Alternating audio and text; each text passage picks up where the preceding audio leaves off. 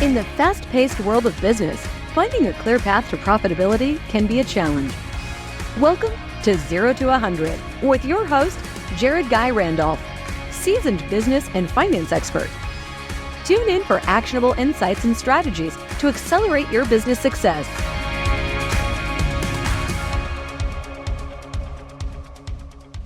Hello, ladies and gentlemen, and welcome to another episode of 0 to 100. Today, we welcome the CEO of Romano Associates, Joe Romano, 20 years of expertise in accounting as a CPA. He has also built a business where he represents over 1,400 small and mid-sized businesses across the U.S., and he's the former education chair of the Entrepreneurs Organization of New York. The topics that we are going to cover will be robust, and I want you to listen in. We're first going to talk about how to build that dream financial team for your business to take you to the next level, legal tax avoidance, because nobody wants to overpay in taxes, how to conquer QuickBooks, and the right way to payroll. For those of you who do not know me, my name is Jared Guy Randolph. I am the founder of BoxFi. We are the nation's leading payment consultant, and we help with business growth solutions through payment processing. And I am very excited to share the network that I have built over my 25-year entrepreneurial journey to help you grow your business and become more profitable. Ladies and gentlemen, let's accelerate together. Joe, thank you for joining us on 0 to 100. Thank you for having us. Me. Appreciate it. All of us, the proverbial we. We've got all of you today, exactly. which is important. The whole That firm. can mean multiple personalities. It can mean a lot of different things. Hopefully, we're not dealing with that today. I'd like to think I don't have multiple personalities, but I always refer to us as my team. So team at this point of 21. So All right, I'm gotcha. always very grateful to have them and to represent them. Awesome. So Joe, before we dive in, when you're working with a client, have you found that you have a motto, you have a mantra, something that you always say, or something you always ask your clients when you're first starting to work with them? Yeah, since we are client-centric and focused on taxes and taxes only, it's very much, what is it that your goals are? What are you looking to accomplish? And how can we fit as part of your team in helping you achieve those tax goals? We don't do anything else. We're not attorneys. We're not financial planners. We sit at the table and we play nicely with everybody in the sandbox. So as part of a client's team, how can we help you achieve your tax goals, and what does that look like to you? Awesome. I love that. So everybody's goals are going to be individual. So that's going to be specific to each business owner that you work with. However, because I know you work with a lot of small and mid-sized businesses, there's got to be commonalities around the challenges that they face. Can you walk us through what some are that you see consistently and how your firm helps them get over those challenges? Yeah, sure. It's a great question. The big thing that we see with small and mid-sized businesses is a lot of times they're not focused on their business. It happens, it's the shoemaker's shoes. It happens with plenty of businesses that you're busy running around, making sure that your clients are happy and that your business is running. And you forget about what are you looking to accomplish? I mean, probably be repeating this a lot, but it's very client centric and very focused on what we do with our clients, which is how can we assist you with it? So the common tax challenges really are, clients don't keep up, a lot of them, with latest tax savings. What can they do to save on taxes? So that's what we assist them with from our end. How are we part of your team? How can we fit as part of your team? And how do we overcome them is basically communicating with them, whether it be monthly, whether it be quarterly, semi-annual. There's no one size fits all. It's when do you need the help and how can we help you with that? That's the most important thing. So that's the challenges. Every business is different. For the most part, though, as a tax accountant, I will tell you 99% of the time, clients don't want to pay taxes. And we are big in legal tax avoidance. What is it that we can strategize with clients in helping them avoid taxes? We 100% stay away from tax evasion. We don't like that. And Thankfully, we've never had anybody go to jail. We don't play in that arena or that sandbox at all with anybody. And then we have 1% of the clients that they need to be bankable. They need to show profit. How do you do that responsibly so that you don't end up with a tax bill that you're unaware of and have a big problem?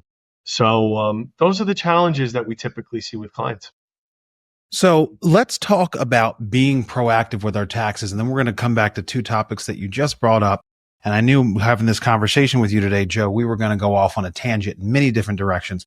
I'll try to keep us focused, but you just gave me two nuggets that the audience of business owners and entrepreneurs are going to want to know about. Talk to me about being proactive on with your taxes and how often you actually should be sitting with your tax professional to make sure that you're on track. For the most part, we don't look to spend clients' money or invest clients' money.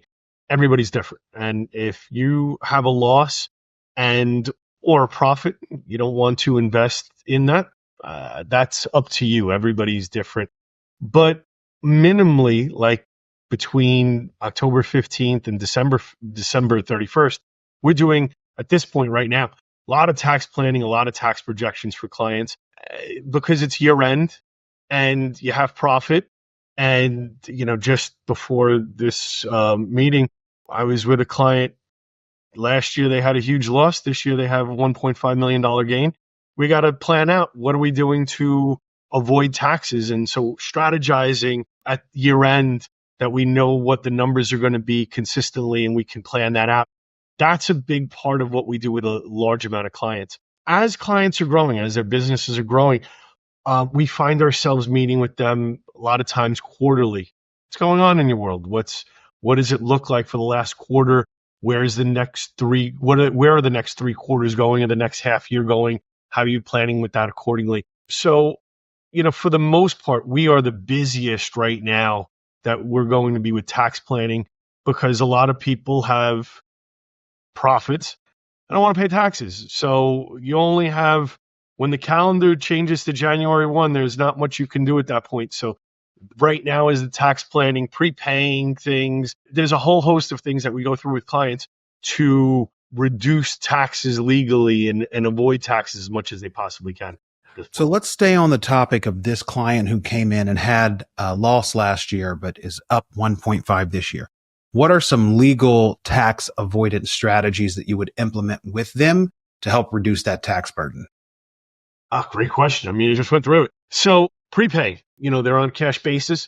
Whatever they're going to end up owing paying over the next 12 months, they could legally on a cash basis pay now. So prepaying their insurance or paying their insurance policies in full at this point, paying rent. If they owe vendors, paying vendors.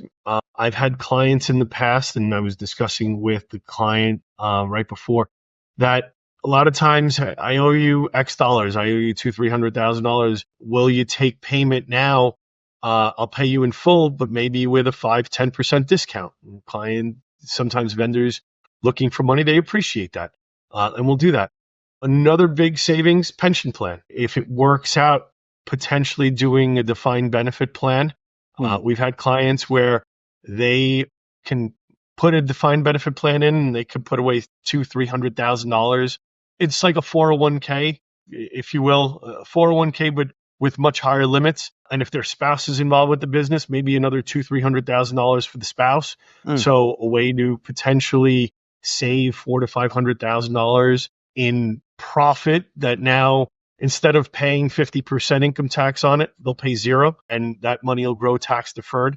So those are the types of things that we discuss with clients. One, beside that, and client this morning, and I'm constantly doing this all day with clients, what other things, especially on the individual level. And I love New York. I'm born and raised in New York, but as we know or don't know, New York has one of the highest tax rates in the country. You're paying 8% to New York State, 4% to New York City. So moving out of the 5 boroughs, maybe you move to Long Island or you move to upstate Westchester, New Jersey, you're saving the 4% New York City tax. Yep. And if you can make the same amount of money and move to a state with no state income tax, as Florida, Texas, so on and so forth, save 12%. I had a client years ago, it wasn't that long, it was about 4 years ago, making $2 million. And when they realized they were paying New York State $240,000, and I explained to them, if you can do the same amount and move somewhere else, 30 days later, they had moved to Florida, saving $250,000. And it was like, it's a no-brainer for me. Yet I have other clients that same exact scenario, and they're like, well, I got to live somewhere. And if the cost of being in New York is another $250,000, that's okay. But my role is always, for the most part, what a client wants. And again, with goals, 99% of the time, clients want reduced taxes as much as possible. And that's where we come from. Those are your goals. Let's try to help you as much as possible on that.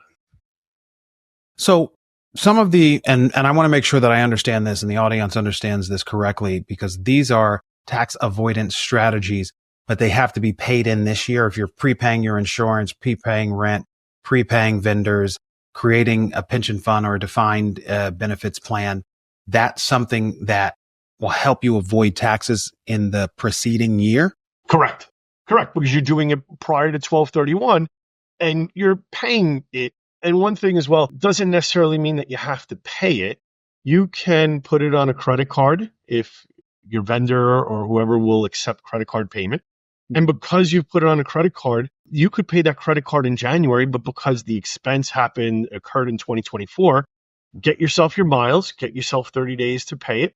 And it's still considered a 2024 expense, even though you'll end up paying the credit card in 2025, as long as the credit card expense is in 2024. So another thing to buy yourself a few weeks of time in potentially paying it, getting yourself some points or some rebates or whatever you have on your credit card, and it's considered a 2024 expense.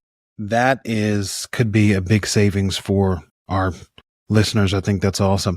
So you talked about the defined benefits plan, and it's a plan I am not familiar with, so I'd love to learn more about it. And I'm sure many of our audience would love to hear about it also. So you talked about the limit that you as an individual could put in, if your spouse is tied to the business, how they could put in.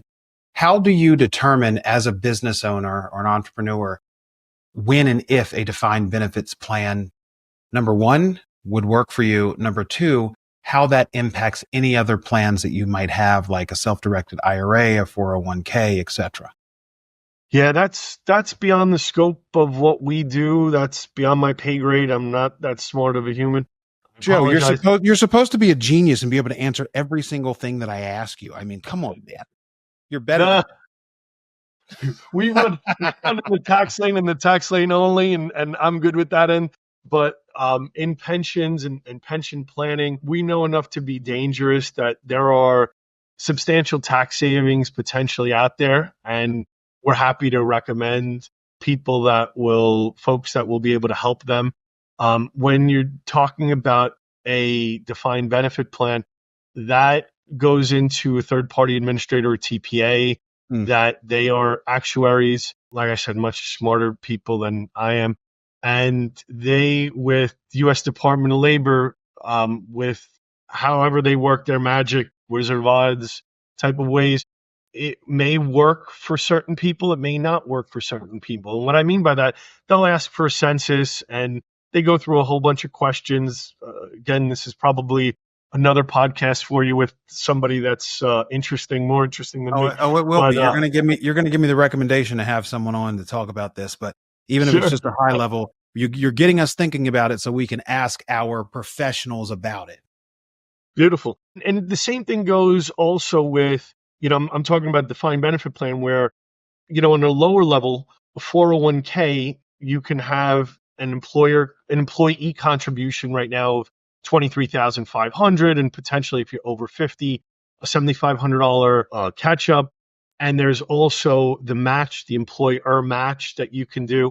There's also, in addition to that, with a 401k plan, a profit sharing component to that again, third-party administrator comes in and based upon your census, based upon your people, how much they're earning, I'm sure I'm leaving some things out, how much they make, they will tell you this is how much you need to contribute to rank and file in order for you to be able to max out, if you will, where the max out being $69,000. So the delta between what you've put in as an employee at, we'll call it 23,000, and the match to get to now the 69,000 maximum, this is what you have to give rank and file. And a lot of times what we've seen in our experience is that if employers get the lion's share, when I say the lion's share, 85% of it, they will make that contribution.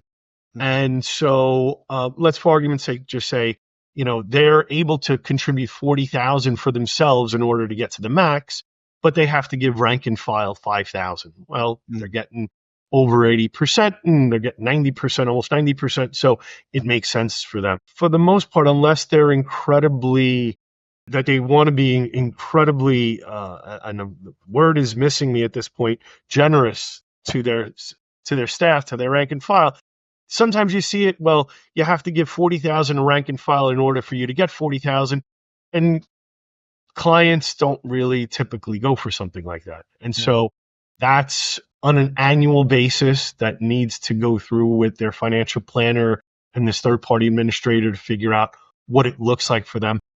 If you think about that same scenario, if you will, and I'm oversimplifying it, but for the sake of example, a defined benefit plan will allow you to do that. But instead of the $69,000 limit for a business owner, those limits tend to be and can be much higher.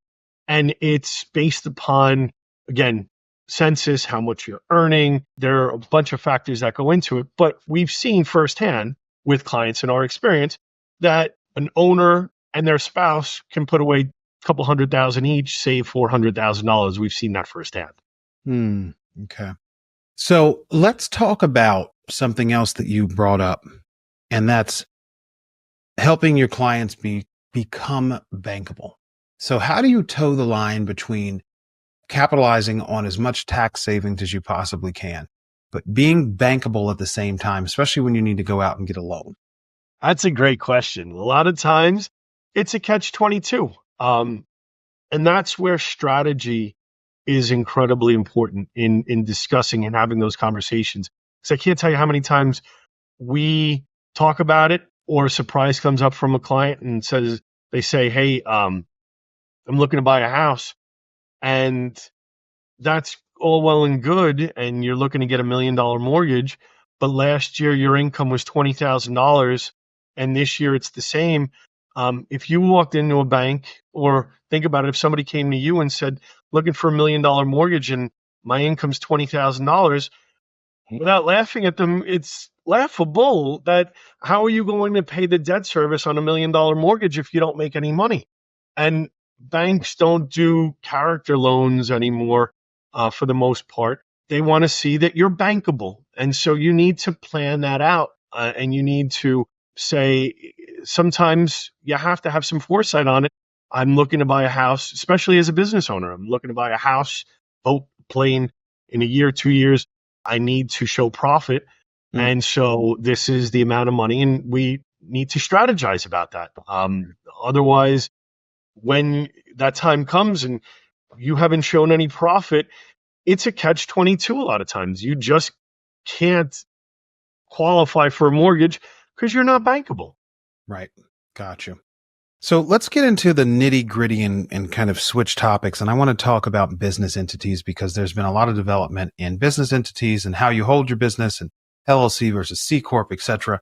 How do you as a business owner choose what business entity is right for you? And maybe there's different phases that you're at in your business that will impact the selection, but I'd love to hear your insight on choosing the right business entity, how it impacts you financially, and what we should do as business owners to make sure we are set up for success. We could do a whole podcast on this. How much time do you have for this question? Well, I've got a couple minutes. Joe, for you, we got all day, my friend. All day. Put it this way. I probably have these conversations 3-4 times a week with either existing clients or potential new clients. And we spend the better part of an hour in just discussing this one question. It's important that a client, and again, I hate to keep going back to what are your goals. but it really is, from a client perspective, doing their homework in it and being ready with and speaking to their accountant, getting good information. What are your goals? I always start with, what are you looking to accomplish here with this new entity? And then from my end, asking a whole bunch of questions, because Jared, the reality to it is I can, during the course of a conversation, we will always discuss, here are the pros and cons of the three different types of entities and the pros and cons. And through question and answer, and what are you looking to do? And where's the business going? And where do you see yourself in 5 years? We will, by the end of a half hour, 45 minutes, an hour, come down to, based upon where you are at today, this is where you should be. But there are many factors that go into it, such as, how many owners are there going to be? Are there any foreign owners? Do you see yourself potentially selling this business for a huge gain? And where I'm heading at, Section 1202 qualified small business stock, so that you could potentially avoid $10 million of capital gains. Are you going to sell it in less than 5 years? Do you qualify potentially for qualified small business stock? Do you understand the ramifications of a C Corp and the double taxation of it? Do you already have an S Corp, and having a second S Corp, potentially the taxes on that? Do you want different types and classes of stock? Those are, and I'm oversimplifying it for the sake of not running into a 1 hour conversation just on this.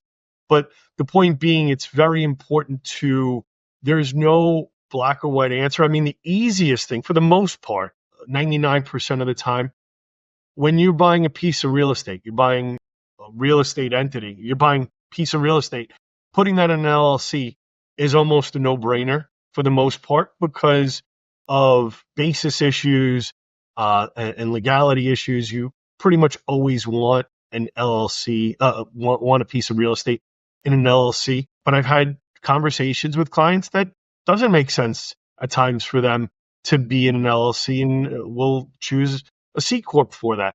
So yeah, it's really important to just, and I've seen this, and it's a great question, in that a lot of times when we take on new clients, they already have an entity, and I go, well, why did you set it up that way? And they go, well, my attorney said that, or my prior accountant just said that. And I go, did you have a conversation as to the reasons behind it? Do you understand why? I'm like, no, they just set it up. And then we'll go through that conversation, because sometimes it's overkill. Sometimes they have an entity, an S Corp, they don't have any profit. And that's great for me as their accountant. I'm making more money in filing an additional tax return. They're paying more in administrative fees to process payroll. That's great for other people, but it's not the greatest thing for the client. So it's very important from my perspective to have that conversation with clients all the time. So let me give you a real-time example. Let's say you've got a business that's an LLC. Their valuation right now is roughly $4 million. And in the next 3 years, the valuation will grow to $100 million, and they would look to exit the business. How would you suggest that they set themselves up for legal tax avoidance? So along the same lines of the prior question, Jared, it's more of, who are the owners? What are your goals on that end? If the goal, and I just heard you, you're looking to sell the business, potentially moving that into a tax-free exchange, converting it to a C Corp. And if it makes sense, again, because there are limitations on the qualified small business stock, if you're going to qualify, amount of assets, what that looks like, but there may be a huge tax savings there in converting it to a C Corp. So again, we could spend hours on what you just proposed, but it's a great question that I've dealt with many times, and it's delving into what are you looking to accomplish? What are your goals? And let's figure it out from there. So you talked multiple times about qualified small business stock. What does that mean? And I, again, dangerous enough to know that I am not the be all end all when it comes to that. When it gets to that level, we recommend speaking with a tax attorney or tax attorney. We can recommend them. But qualified small business stock, what it is, if you qualify, and there are parameters that if you Google QSBS code section 1202, there are parameters that you need to fall under. Types of businesses, amount of years that you own the C Corp, which is 5 years or more, amount of assets that you have. And if you check all the boxes on that, potentially check all the boxes on that, or do check all the boxes on all that, you can potentially, for each shareholder, avoid up to $10 million of capital gains. So you have this business that you're talking about, $4 million. You sell it in 5 years plus for $20 million. You would end up paying taxes, let's say in theory, on that $20 million, you pay federal capital gains tax of 25%, roughly $5 million. Well, if you can avoid half of that, $2.5 million, by basically, and there's no election or anything, either you fall into it or you don't fall into it, and having your accountant know that you can qualify. But there's also parameters that, let's say you sell your business in 4.5 years, and if you would have waited 6 more months, you would have qualified. That kind of hurts for $2.5 million. Yep. So knowing it is half the battle. Understanding if you qualify or what you can do to qualify is a portion of it. But that's important on the qualified small business stock. Again, you could probably have another expert much better than I am in this, in understanding and explaining what the parameters are. But yeah, we've had clients that have utilized it and have had and sold and had no issues with IRS and have benefited from selling their business as a Section 1202 under as qualified small business stock. Awesome. So I've got 2 new episodes coming up at some point in time. One on the Section 1202 on the qualified small business stock and defined benefits plan. So we're going to move to some other topics and get into the nitty gritty. They say don't sweat the small stuff, but we're going to sweat the small stuff today, Joe. So talk to me about how businesses should be adapting to the new electronic filing structures. That changes every year by year with IRS and what they're looking to do and how they want things. It's important to speak with your professional and understand what new parameters are constantly and what that looks like. Right now, we're getting a lot of notices. IRS sends out to businesses based upon your prior year's deposits for payroll. This is what next year's deposits need to be. And we get a whole bunch of them every year. What does this mean? Do I have a problem? Do I owe money? And we explain to them, this is based upon the prior 4 quarters, what you have to do. Send this to your payroll company.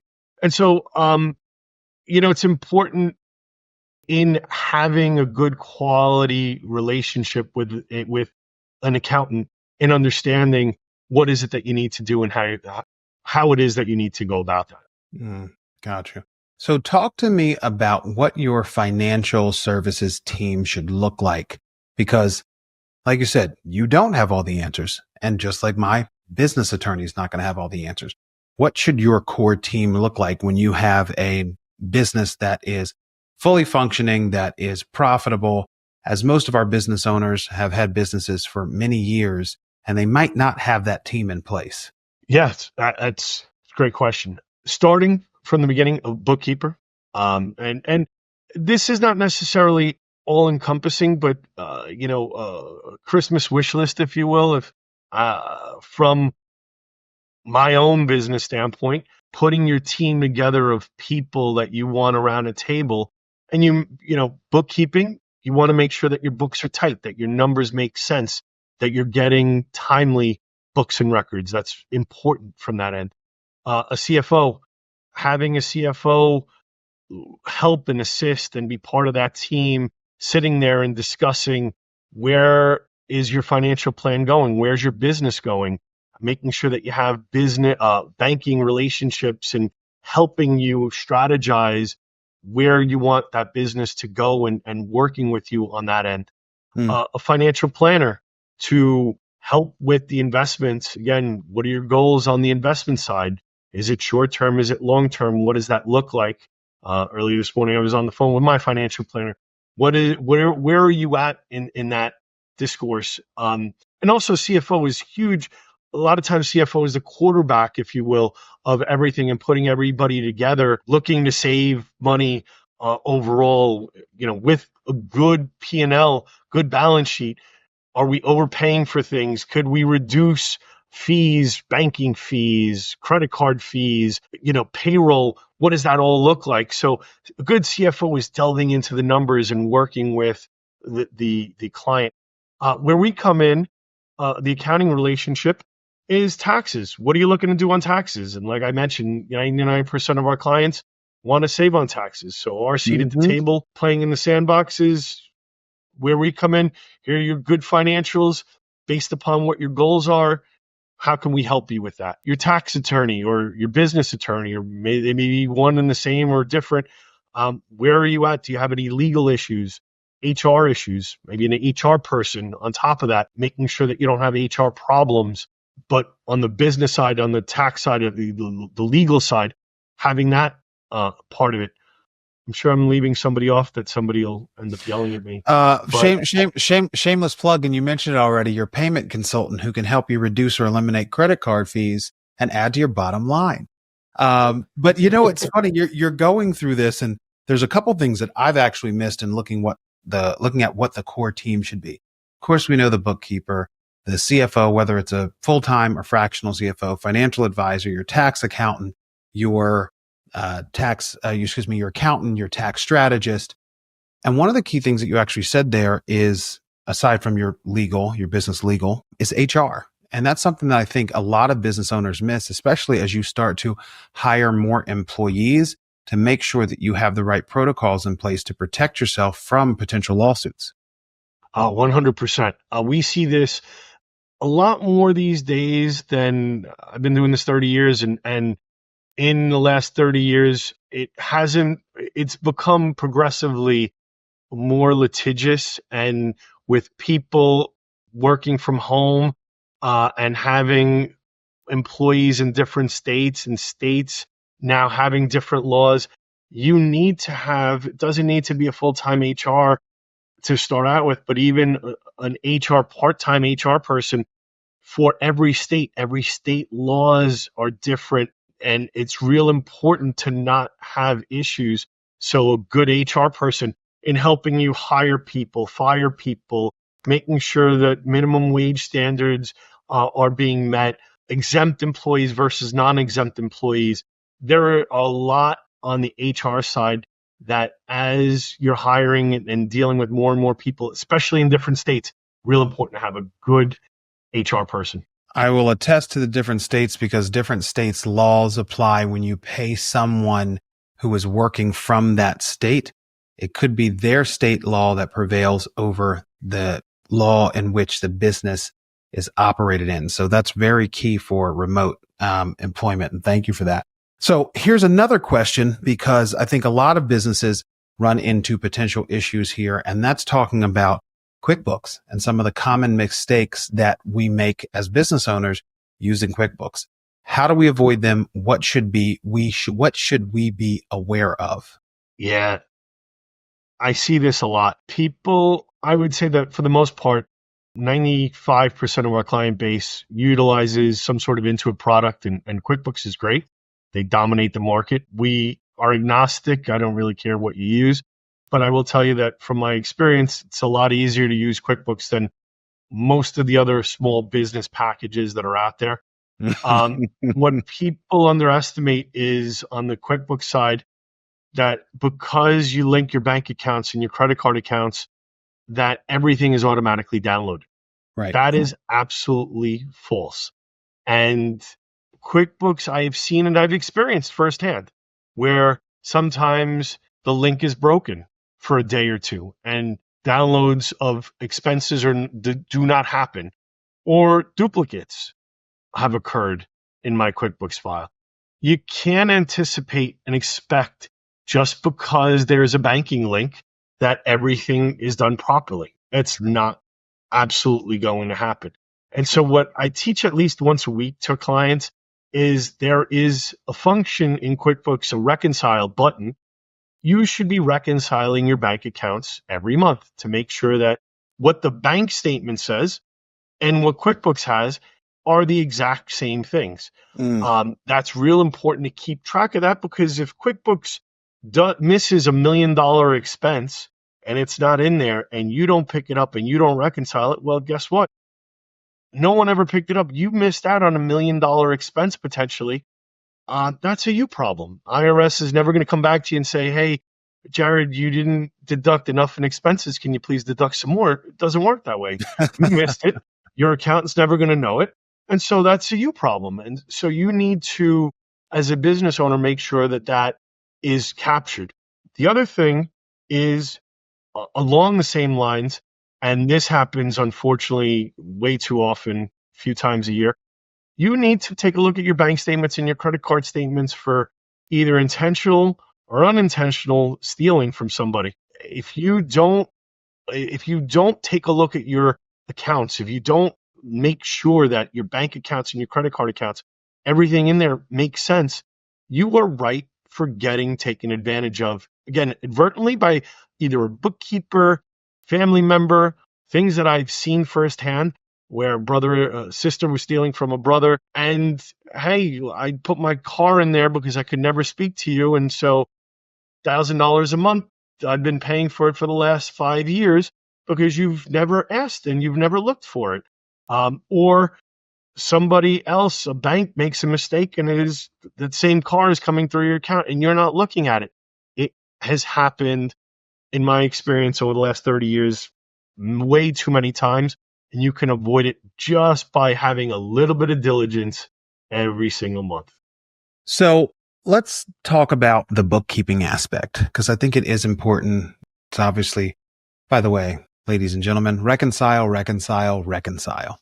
I mean, that's truly what it's all about, because I've caught a ton of mistakes. Let's say we're a business owner. We have a successful business, been in the business for years. We're doing $5 million a year in gross revenue. What can we do to make sure that our books are in order? Because especially at that point in time, you've got your accountant, you've got your bookkeeper, you've got your tax strategist, you've got somebody doing those type of things, those tasks for you. But as a business owner, how do we stay on top of it to make sure everything truly is balanced and we're not running into issues where a brother, sister, mother, aunt, uncle, or somebody is stealing from us, or an employee? Yeah, I mean, as a business owner, you don't need to do all of these tasks on your own. It's not what I'm inferring. You can hire people, bookkeeping companies, and maybe that's another podcast for you, speaking about what a good bookkeeper can and will do for you. But getting reports and reviewing those reports to make sure that the bookkeeper is doing an adequate job and doing everything properly is important on that end, and getting reports from them. But it needs to also be timely. If Apple or publicly traded companies can close their books with billions of dollars in sales within 10 days, there's no reason that small, mid-sized businesses can also close their books in 10 days. It's what you focus on. It's what's important to you. Once, a couple weeks go by, a month goes by, stale information. If I'm right now, November 21, if I'm getting a financial statement from June, 5 months have already gone by. My business, I could be broke. You can't run, and I see this way too many times with businesses. It's like running in the dark. You're looking for an accident to happen where you'll go out of business. And that can happen. Bigger you are, the quicker it can happen within 30, 60 days. You need to have good financial information that's timely, that's quality. If you're getting it 6 months ago, you're out of business by now. Or by now, you could be doubling your business and you can't tax plan reasonably. So it's so important to really understand and have a good, tight set of books and records. And you have to ask good questions. If you're just going to take what a bookkeeper gives you and go, that's great, and shred it, put it in a circular file, that's pointless. You need to review it. Doesn't need to be a thorough audit, but you need to understand what your numbers are. Understanding your numbers is so key as a business owner. And you don't have to spend hours. You could spend a half hour a month in reviewing it, getting an understanding, and moving forward. That is, and paying people for bookkeeper, CFO, fractional CFO, accountant for putting together that information. And you as the business owner, put all that information together, digest it, and you don't have to be spending hours in doing that. Awesome. So, audience, two key takeaways regarding bookkeeping. Number one is you have to review your reports regularly. And number two is making sure that you are reconciling your books in a timely fashion. That keeps you on top of your finances and you can catch any mistakes ahead of them becoming real problems.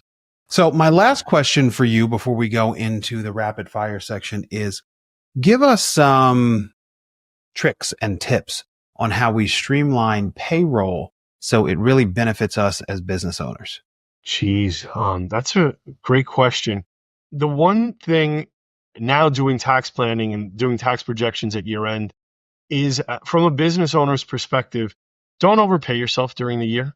Pay yourself a comfortable number during the year, because you can always catch up on payroll at the end of the year. Give yourself a bonus to catch up. What you can't do easily is undo payroll. And what I mean by that is sometimes people, like with an S Corp, they will take too much in payroll and that it doesn't make sense. And then at the end of the year, you realize and you speak to them about it, or you're doing their taxes and you go, you could have done less. You could have taken 20,000, 30,000 less in payroll and it still be reasonable and still the IRS not have a problem with you.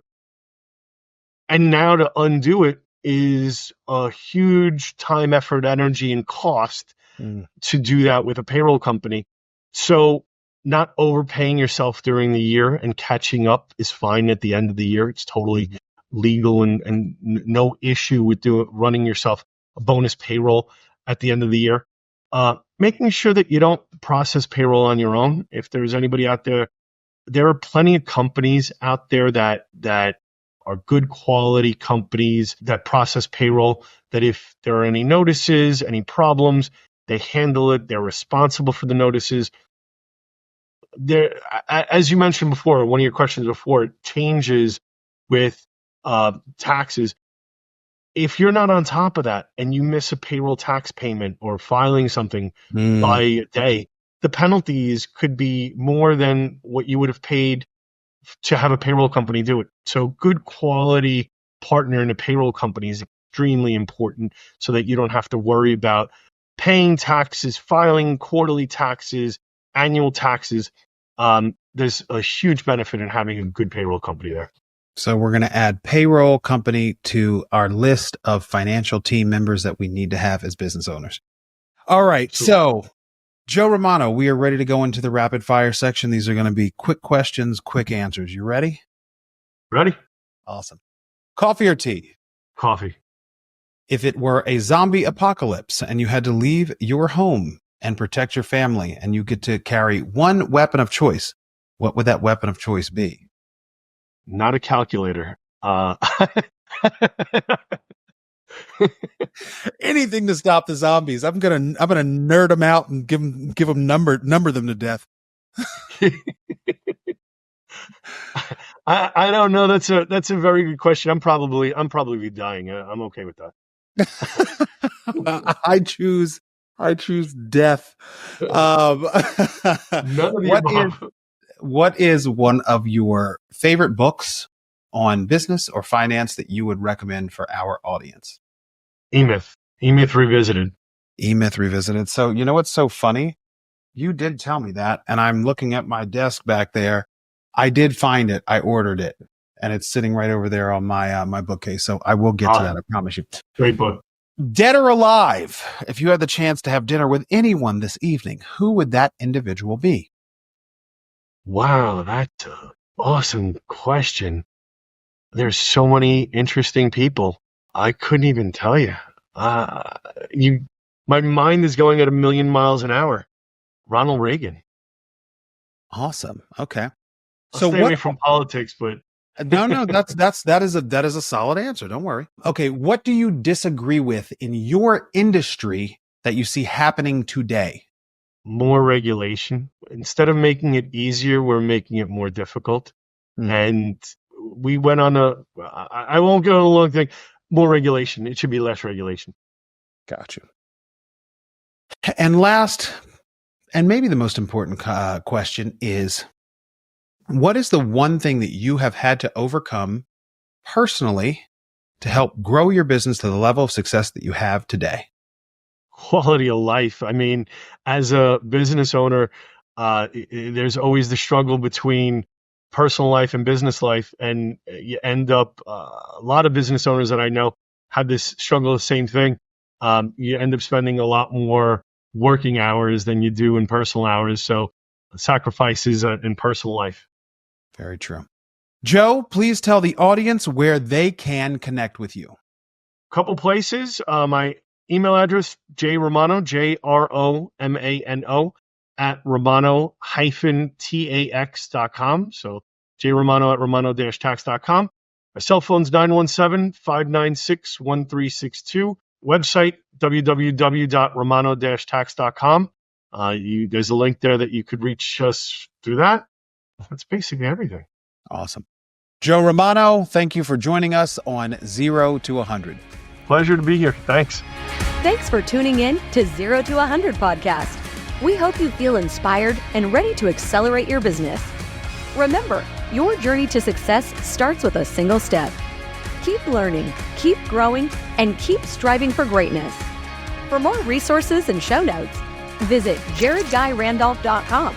We'll see you next time.